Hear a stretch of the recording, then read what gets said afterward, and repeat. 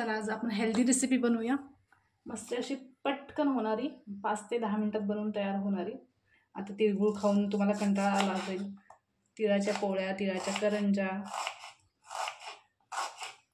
काल खूप गोड खाल्लं असेल ना, तर आज मस्त आपण हेल्दी रेसिपी करूया. एकदम सोपी आहे, 5 ते 10 मिनिटात बनवून तयार होते.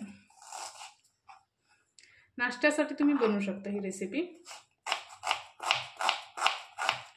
माझ्या रेसिपीज खूप सोप्या असतात, तुम्ही नक्की करून बघा. आणि प्रतिभा किचनला लाईक करा, फॉलो करा, शेअर पण करा. तर इथे मी एक मिडियम साईजच कांदा घेतला आहे. तर आता आपल्याला इथे मिरची पण लागणार आहे. थोडी जास्त तिखटवाली मिरची आहे म्हणून फक्त 3 मिरच्या घेत आहे.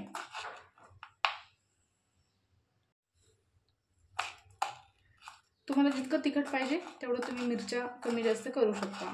कारण ना टमॅटो आमच्या इकडचे खूप आंबट आहेत, तर मी इथे अर्धाच टमॅटो वापरत आहे. एकदम बारीक करून घ्यायचा आहे. तर इथे थोडं आपल्याला कढीपत्ता पण लागते. कढीपत्ता मस्त असा फ्रेश घेतला आहे, झाडाचा तोडून घेतला आहे. कारण आमच्या बाजूला झाड आहे, तर फ्रेश कढीपत्ता वापरायचा, वास खूप मस्त येते. तर कढीपत्त्याला आपण थोडंसं कापून घेऊया.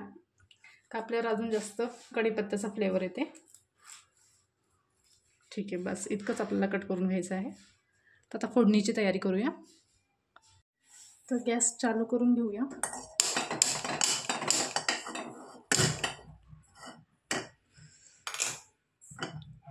उशीट गॅस संपला. तर आता इथं आपण थोडंसं तेल टाकूया कढईमध्ये. जास्त नको, थोडंसंच टाकायचं आहे, बस अर्धा चम्मच. आता कढई छान आपली गरम झाल्यावर याच्यामध्ये 1 वाटी नाचणीचं पीठ टाकायचं आहे. आणि हे छान खरपूस आपल्याला भाजून घ्यायचं आहे. हे कमी गॅसवरच भाजून घ्यायचं, म्हणजे छान खमंग भाजलं जाते. मस्त असं आपलं खमंग नाचणीचं पीठ भाजून तयार आहे. आता एका प्लेटीमध्ये आपण हे काढून घेऊया. मला नाही वाटत तुम्ही आजपर्यंत हे हेल्दी नाश्ता तुम्ही कधी बनवला असेल. एकदा खरंच नक्की बनवून बघा. आता याच कढईमध्ये थोडंसं तेल टाकणार आहोत पुन्हा.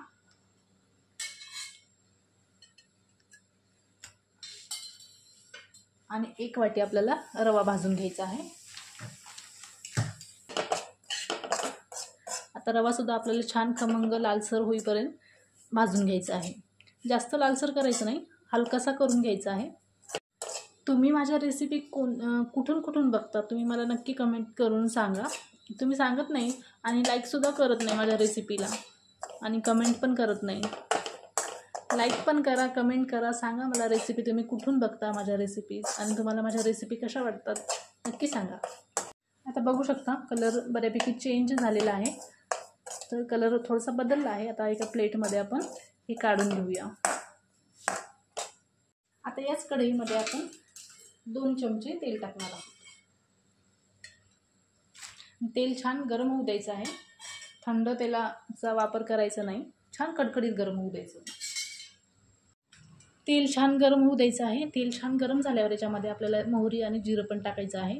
तर मी थोडंसं बोलते आता तेल गरम होईपर्यंत. मी ना 22 जानेवारीपासून यूट्यूबला सुरुवात केली होती, यूट्यूब चॅनलला. तर तेवढे सबस्क्राईब नाही झालेत, ठीक आहे, तरी पण 638 सबस्क्राईब झालेले आहेत. होतील हळूहळू. पण मला पण माहिती आहे माझ्या तेवढ्या रेसिपीज छान नाही आहेत. कारण काय होते, बऱ्याचदा घरातले कामं आणि एडिटिंगसुद्धा मिस करते, आणि कामं पण इतके असतात ना, तेवढं परफेक्ट बनवायला, म्हणजे रेसिपी तेवढ्या परफेक्ट बनवते, पण काय माहिती लोकांना आवडत नाहीत वाटतं माझ्या रेसिपीज. आणि एडिटिंगसुद्धा मिस करते, पण मला एडिटिंग बहुतेक जमत नसेल म्हणून पण असू शकते.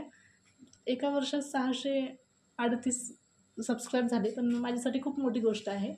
स्वतःच्या मेहनतीनं मी कमवले. ठीक आहे, असू द्या, हळूहळू वाढतील माझे सबस्क्रायबर.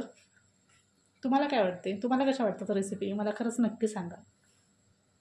आता तेल छान गरम झालं, त्याच्यात मोहरी टाकूया.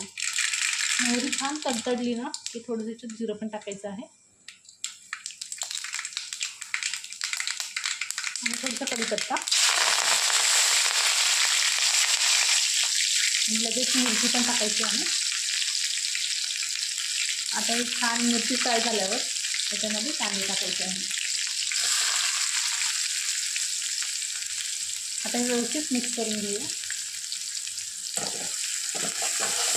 याच्यात तुम्ही तुमच्या आवडीच्या भाज्या पण टाकू शकता. तर इथे मी भाज्या वापरत नाही आहे. टमॅटो तर आपण टाकलेलंच आहे, गाजर किंवा वाटाणा, तुम्हाला जे आवडतं असेल ते तुम्ही टाकू शकता. त्याच्यामध्ये आता टमॅटो टाकूया, थोडंसं मीठ टाकूया म्हणजे पटकन शिजतात आपले कांदे. थोडीशी कोथिंबीर टाकूया आणि मिक्स करूया. थोडीशी कोथिंबीर अजून ठेवली आहे मी, नंतर वापरायची आहे आपल्याला. आता याची थोडी हळद पण टाकूया,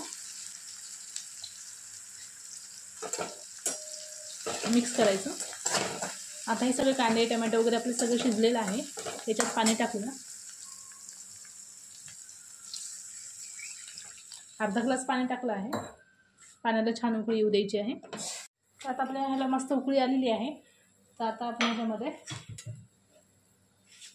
ते आपलं नाचणीचं पीठ आणि रवा आपण छान भाजून घेतला होता ना, ते आपल्याला याच्यामध्ये टाकायचं आहे आणि छान व्यवस्थित मिक्स करायचं. उपमा बनवत आहोत, खूप मस्त लागते. नक्की ट्राय करा. रेसिपी खरंच खूप सोपी आहे आणि खूप टेस्टी होतो उपमा.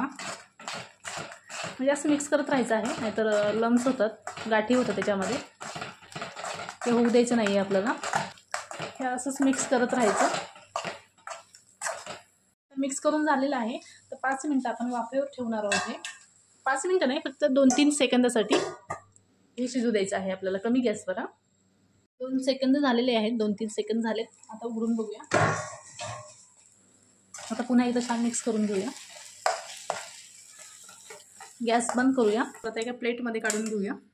मस्त गरमागरम खायचं, खूप मस्त लागते आणि एकदम असं मोकळा मोकळा झालेला आहे.